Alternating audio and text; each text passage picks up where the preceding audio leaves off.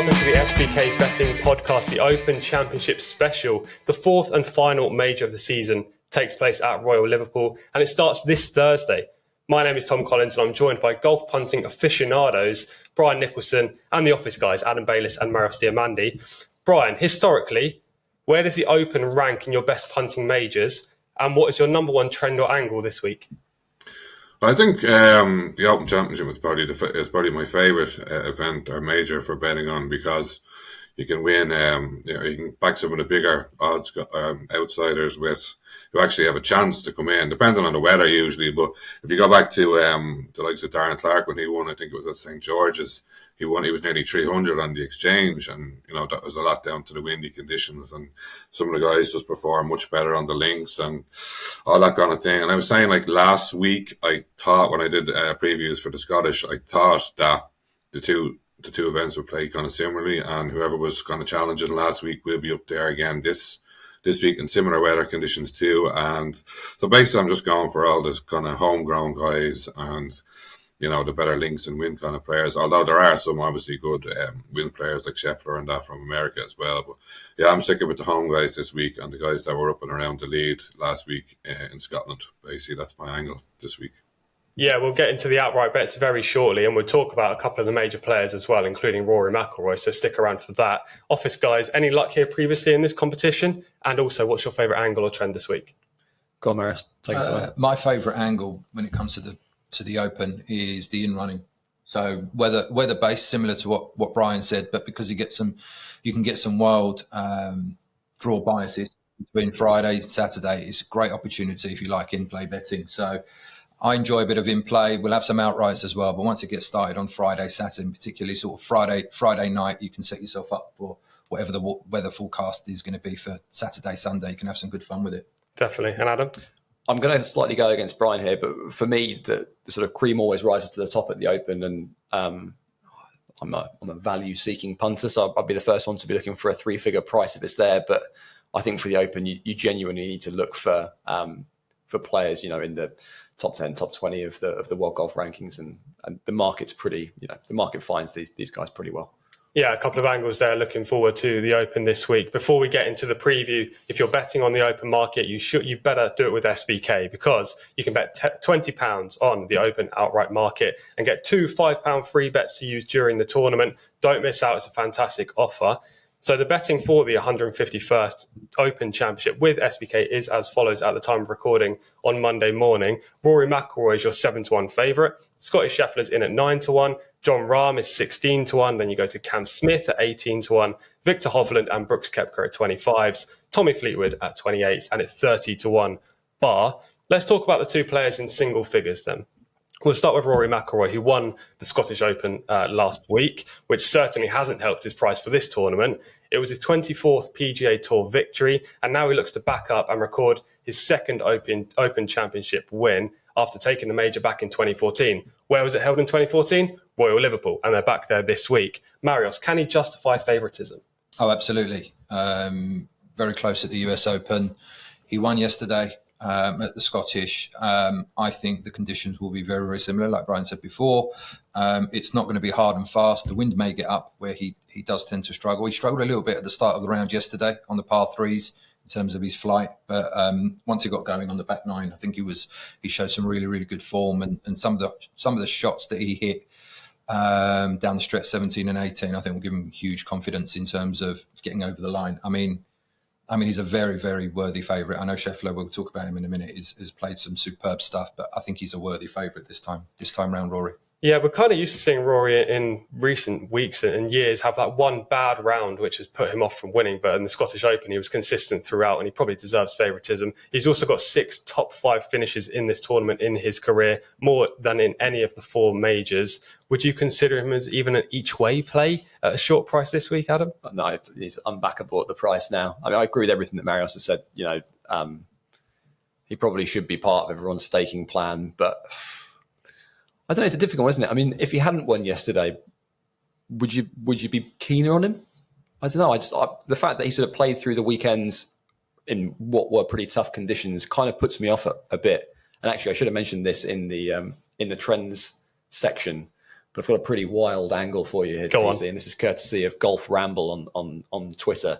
So after Cam Smith's win last year, we're now up to 13 straight Open winners who have finished outside the top 25 in the previous year's Open. Really? So that does rule out the likes of McIlroy and Scheffler, along with a host of others. So, if you like your trends, there's an interesting one for you. Well, to be fair, it's a decent sample size. Was it 13 years? Yeah, 13 years. 13, yeah. Decent sample size, but we'll see what happens this week. And what about you, Brian? Where do you sit with Rory this week?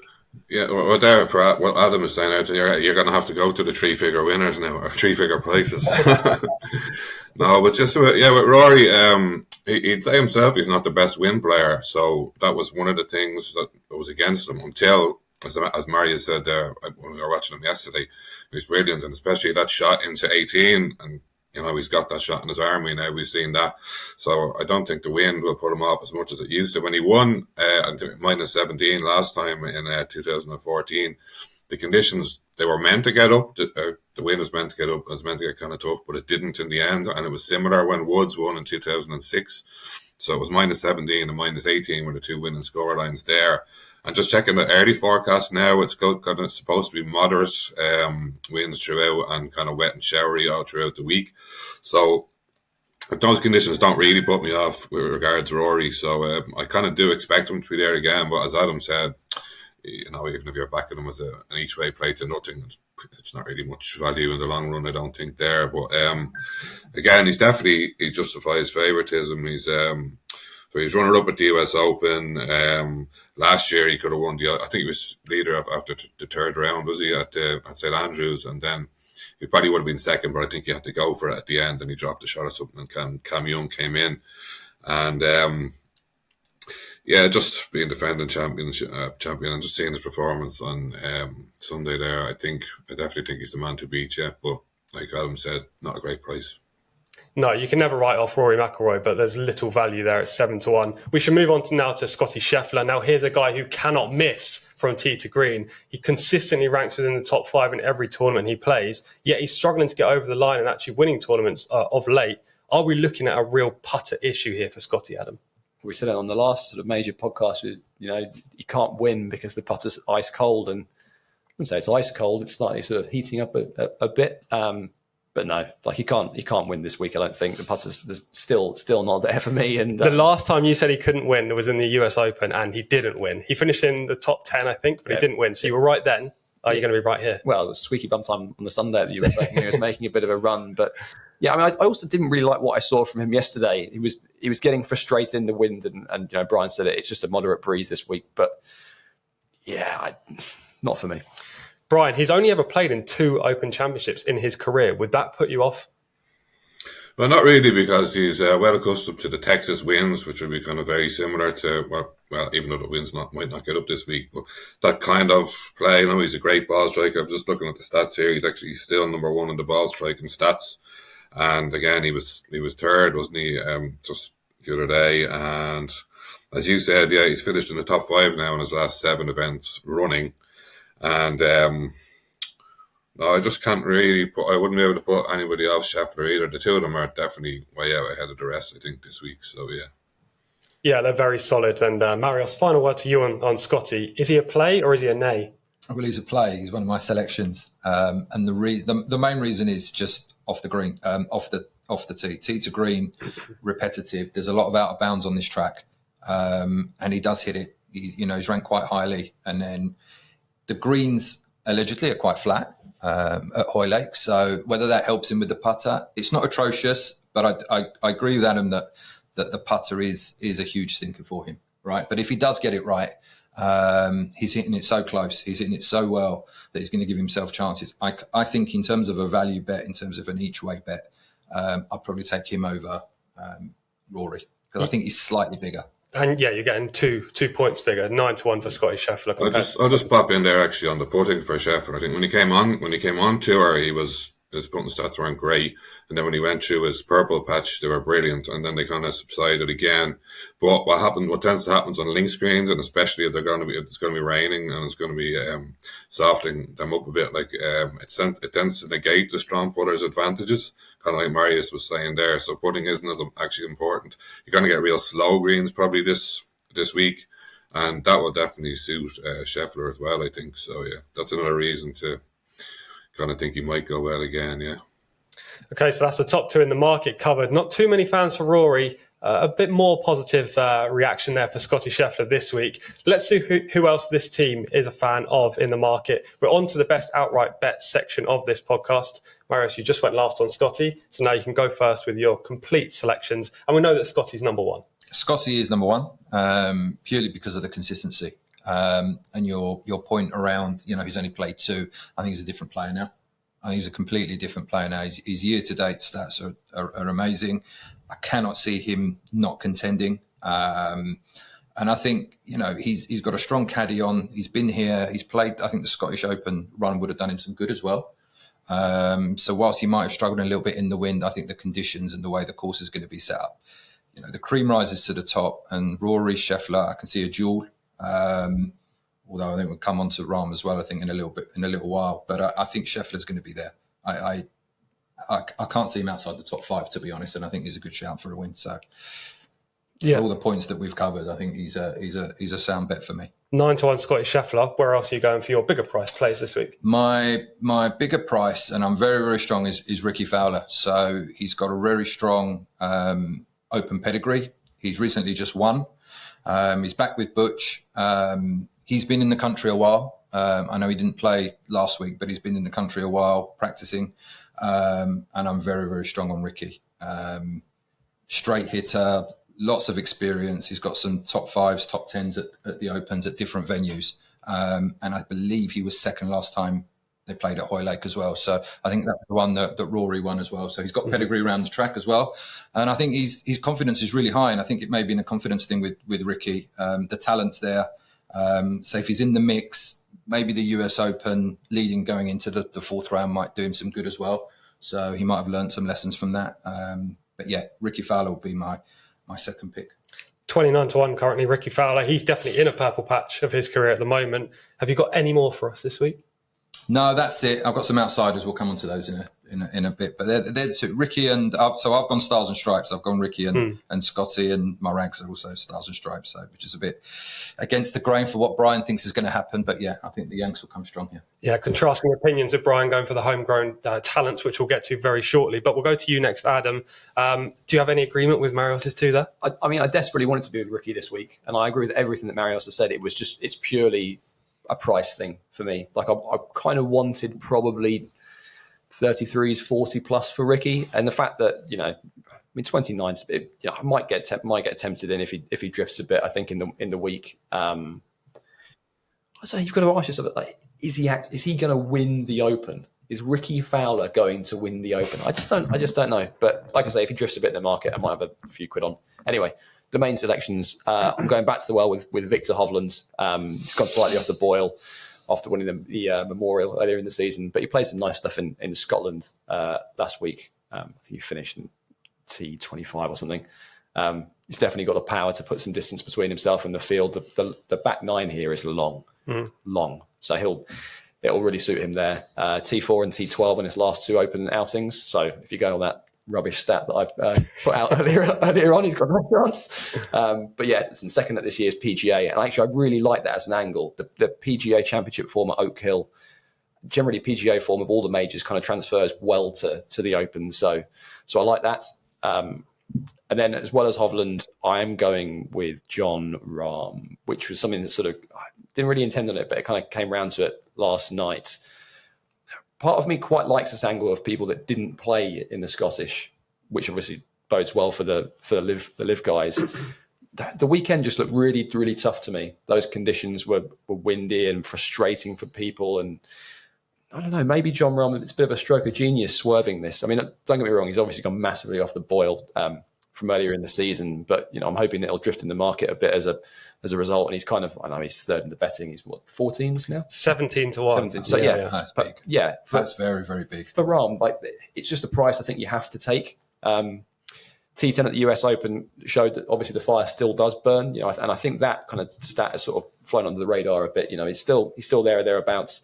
T4 a few years ago at Royal St George's, and vitally, he wasn't in the top 25 last year, right? So he ticks that box. Yeah, I like Jon Rahm. And I've got a couple of bigger prices, but we can talk about them a bit later. Sure. Let's touch more on Jon Rahm then. Let's get your opinion, Bryan, and yours, Marios, because in the previous 3 editions of these Golf Major podcasts we've run this year, we've talked about the top 3 in great detail. This time around, we've talked about just Rory and Scottie because they're the only 2 in single figures, and Jon Rahm is kind of moving towards that second echelon in the market. 17-1 seems a big price. Bryan, what do you reckon about Jon Rahm this week? Well, yeah, I didn't actually realise he drifted that far, but yeah, that's a great price for him. I've seen him actually destroy some of the links courses in more benign conditions. Over here, actually, the Irish Open, and he's a very strong links player. He's decent in the wind as well, so even if it's windy, he could do well there. Just looking at the more stats here again, he's still 4th in ball striking, so he's still right up there playing well, and I kind of like that too. What Adam said, Cameron Smith was there practicing last week as well at Hoylake, and Adam Scott, he's another one I might mention later on. He missed a cut, but he actually shot 67 in the second round and then moved on. He wasn't there for the weekend, so he moved on straight to Hoylake. So some of these guys could get a big advantage by having a few more days practice round up there, you know what I mean? So yeah, obviously you can never write Jon Rahm off, and I actually think I might have him in a few kind of multiple bets. So he won the Masters. If he wins this, I don't even know what account they're in, but it could be good for me anyway. So personally, we'll be cheering him on. Yeah, it's always good to have those and post bets running throughout the majors of this season. What's your opinion on Jon Rahm? Right, I think it's a price thing. Yeah, it has to be. Like you said, we've spoken about him for 3 other majors, and he's been around 10, 11-1 or something like that. Yeah.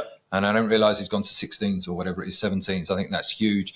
The thing with this place, if he drives it well and if he does what Tiger did and he chooses hybrids and irons and stuff off the tee, his iron game is that good where he could be a major threat. The driver worries me a little bit because there's a lot of out of bounds on this track. But if he takes like lower clubs off the tee, then he could control his ball off the tee, find the fairway, and then the irons will do the rest. I think he's a decent bet. Yeah, he's probably good value at around 17-1 right now. Talking about value, Bryan, it's your time to produce your outright bets for this week, please. I just pick up on that a bit again. Actually, that or what I was going to say. Yeah, I think I mentioned before in a few of the other podcasts that sometimes it can just whoever turns up on the week is just random nearly. So sometimes you can be best just going with the big names that actually have drifted in the market. So that's just a good strategy in itself. You're going to get the value on Rahm there and the likes of them, you know what I mean? So, but let's see. My first pick is actually someone Adam was being keen on. I think it was at the Masters. You were keen on Tommy Fleetwood, wasn't it? So yeah, he's flying into form now. It's just the models this week is kind of like the course fit model is a lot of subjectivity in that because I don't really know too much about or I don't have too much data there with Royal Liverpool, but I put him into what I think are the key metrics and whatever, and he's got 8.87, so that means he's kind of expected to gain around 4 shots on what would be a neutral course for him over the course of the tournament. And if you just look at his recent kind of figures, 5th at Wells Fargo, 2nd in the Canadian Open, 5th at the US Open, and then T6 there at Renaissance last week, but he was in with a better chance of winning last week, you know what I mean? So I've run the numbers in the Progressive 4 models, and he's 9.53, so he's actually one of the very, very much informed players at the minute. Obviously, he grew up near Royal Liverpool, he knows the course well. He's one of the best win players and links players in the game. Just some stats: 7th in strokes gained tee to green, 7 strokes gained around the green. And actually, that's some of the changes this year at the course. They've put in a few more catchment areas and made some of the runoffs much steeper. So scrambling and around the green is going to be actually, and especially if the wind does get up, it's going to be much more important than it was in the last 2 renewals there at Hoylake. So he's 19th in scrambling, and 26th in approach, and I just think he's generally progressing into the top form. So I think he's due. And obviously Lowry pipped him in Royal Port Rush there, and I don't know. I just think Tommy Fleetwood is dying to win an Open, and I think that could be, if he's going to win a major, that's the one he's going to win, and I could definitely see it happening this week. So I'm not sure what price he is on SBK there. 27-1. 27, yeah, that seems fair enough, I suppose. Maybe I got him at a little bit bigger, but I could definitely see him up there again. So, and I think every time I tend to back the likes of Tommy Fleetwood, I back Tyrrell Hatton. I just see two of them as like the same kind of player, except one a little more volatile than the other, you might say. But again, Hatton 15th in the PGA, 27th in the US Open. He has 4 top 6s in his last 7 events. I think he led on Sunday. I think he was out early on Sunday. He was a few shots joint and he actually got to the joint lead at one stage. So he'll tell you himself, he absolutely loves links golf. I ran the numbers in the progressive form model as well. He's 9.8, so he's, again, one of the real form players at the moment. 19th in scrambling, 14th strokes gained approach, 19th tee to green, 17th total driving, and he's a 9.0 out of 10 and the course fit meter. So, yeah, he loves grinding, he loves bad weather. I see Tommy and Tyrrell. It wouldn't surprise me at all to see them right up there, yeah.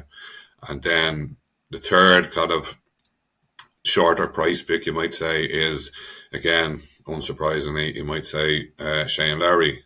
So he was there, again, last week after 3 rounds. He shot 73 on Sunday. I went back a bit, but he shot 64 and 65 on Friday and Saturday. He's, in his last 6 events, he's 5 top 20s. I think he was actually top 10 here in 2014 as well. The course fit numbers give him 9.16 out of 10. Everything is, again, 8.87 progressive form, 9th in total driving and 13th in strokes gained approach, which actually surprised me a bit. If you look at the scrambling and around the green numbers on the PGA Tour this year, they're not great, but we know that he's one of the best shot makers in the game around the greens. So I think those three guys are, if one of them is not right up there on Sunday, I'd be very surprised anyway. So they're my 3 main kind of picks. And like the lads, I'll get into a few outsiders now after in a little bit. Tommy Fleetwood's currently 27-1, Tyrrell Hatton is 29-1, and Shane Lowry is 37-1. Obviously, some slightly strange prices there, but that's what you get with SBK. You get that extra value other than the standard 33s and, you know, the prices you get every day with a normal sports book. You've all teased us there with not producing your big price selections. I feel like now is the time to go into those. Just one extra selection from you, Bryan, right? Well, no, I've got a few on the short list, but I'll just give you one if you want to. I've stuck with Robert McIntyre actually this year because as far as progressive form goes, he's right at the top now. He's 10.0, can't get any better. He was 4th in Himmerland, which is a kind of links course as well. It plays very linksy, and you know, a lot to get the touch around the greens or whenever you need that there. Then he progressed on to obviously very close. And he should have won. He should have won last week. I don't know how Rory McIlroy pulled out that finish, but you know what I mean. He should have won. So, but he says himself he's playing his best golf in over a year. He's a brilliant links player. He's always shown his ability in the wind. He's 19th at stroke average on the European Tour and 8.73 for course fit as well. So, yeah, I just think he's another good one and he's going to continue his form this week. Yeah, big Bob McIntyre. If you checked out Bryan's column on betting.getsbk.com, you'd have seen that Bryan put Robert McIntyre up for the Scottish Open at 110 to win and 7.8 to finish in the top 10. Finished, unfortunately, second, but nice bit of profit on the week there, Bryan. Rory. Adam, where are your outside darts going? Yeah, got a couple for ETC. First off is Brian Harman, who's just in tremendous form. I really liked how he played in Scotland last week. He's obviously got a lot of experience playing in the Texas Wind T6 at last year's Open, which we now know means he's got no chance. But yeah, no, just like the way he's playing the game and. Yeah, he comes here in great form. Another one for you is Sepp Straka, putting just the most unbelievable round at the John Deere. Sunday hasn't played since, but I was looking back and the T7 at the PGA, it's a price thing. I think you're getting kind of 300s plus for him, and at that point, I think you just have to be interested in a guy who's won on tour this year and he's got a bit of pedigree in majors. And there's one other who I know we didn't talk about beforehand, but again, winner on tour so far this year, Keegan Bradley. He was T20 when the Open was played here in 2014. I just feel like he's probably one to keep on side again at a big price. Yeah, Brian Harman's 150 right now. Sepp Straka, who's very streaky, he can be excellent or he can be pretty average. He's 300s. And because you didn't tell me about Keegan Bradley before the pod, I don't have a price, but he's definitely three figures. Where are you going with your darts, Marius? Okay, well, I'm continuing with the US team, and I'm going with some form. I'm going with Denny McCarthy. Yeah. I know he hasn't won, he hasn't got over the line, but he hits it very, very straight. We know he can put the lights out, which may or may not matter too much here. But in terms of current form and what he's doing over the last sort of 3-4 months, I think he's very, very close. And at the price, I think he's a good value. I think he can certainly place. Whether he can win or not, I'm not quite sure.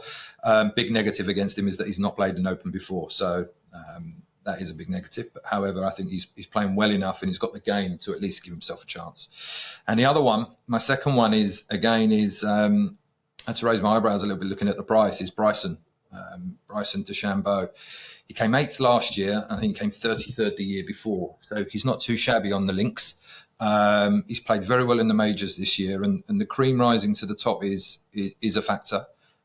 He knows how to get the job done, and I think he'll figure his way around this track. He would have thought about it. He'll figure his way around. And I think in terms of the price, I think there's this notion that he doesn't know how to play, or some of the American players don't know how to play the links golf. But when they've turned up, particularly the Live Boys this year, I think they've shown up, particularly the USPGA and the US Open, which played tough.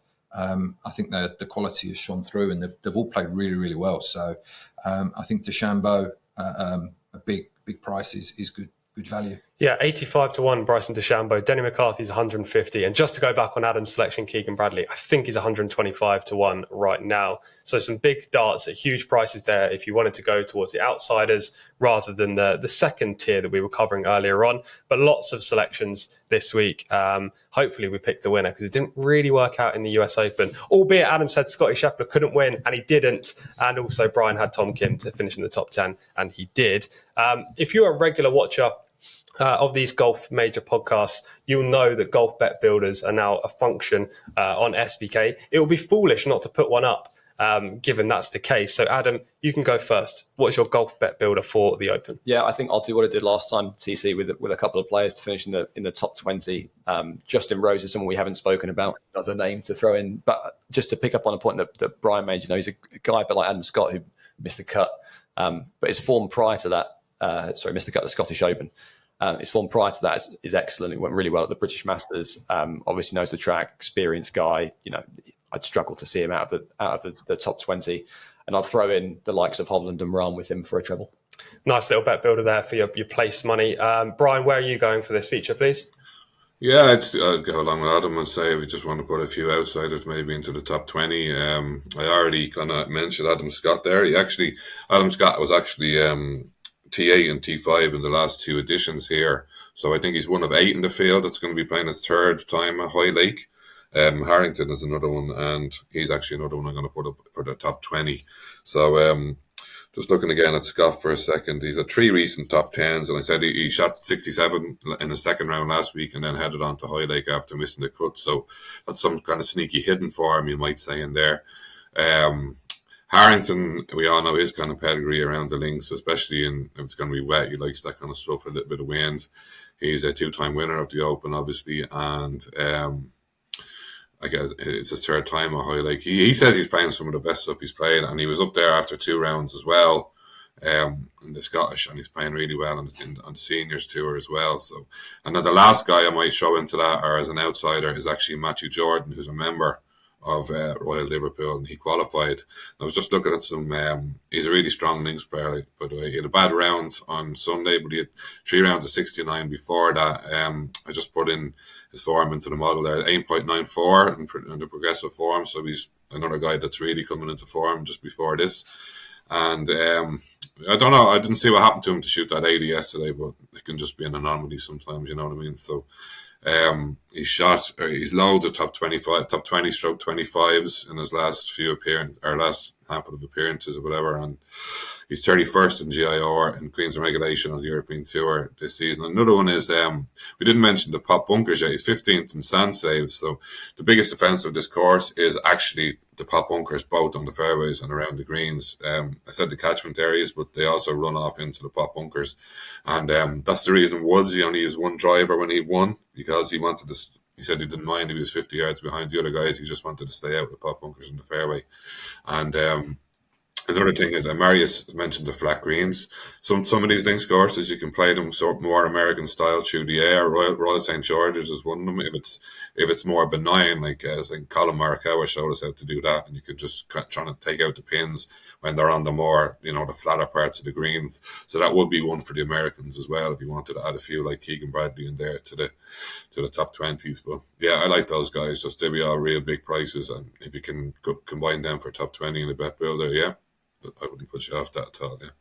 Perfect. Thank you very much, Brian. The words pot bunkers give me shivers down my spine. I'd rather take a wedge off the tee than go in one of those. Sam Burns as well after last week. Yeah, exactly that. Marius, where are you going for your bet? That's a lovely segue, because Sam Burns makes up part of my top 20 double. So I've gone Sam Burns and I've gone Dustin Johnson. Top 20 pays around 7-1, I think, in terms of odds. Sam Burns has played twice in the Opens, and he's made the cut both times. I think he's a better player now. He's a bit hit and miss, but I think he could go well, certainly get into that top 20. And Dustin Johnson's record at the Open is phenomenal. I think he's got 7 top 20s in his career. He's played it 13 times, and he's got a really good strike rate around links courses. So Dustin Johnson and Sam Burns for me, both in the top 20. You're very much stars and stripes this week, aren't you? All my selections, stars and stripes. Wow, we've got an American supporter over here, and Brian at home supporting the homegrown talents, and with a bit of mix and match, I'd say. A bit of Scandinavian and Spanish in there. Chuck it all in there. Excellent stuff. Thank you all very much for your plays this week. If you guys at home really fancy someone for the Open, please whack it down below in the comments. We would love to hear who you think is going to win. Also, if you enjoyed this, please whack the like button and subscribe so you don't miss out on all of our future content, including golf podcasts, horse racing podcasts, and ambassadorial pieces. Talking of important, a reminder of SBK's offer. Bet £20 on the Open outright market. You will get 2 £5 free bets to use during the tournament. Can Rory McIlroy win at Royal Liverpool? The traders seem to think so. We're not so sure. Goodbye.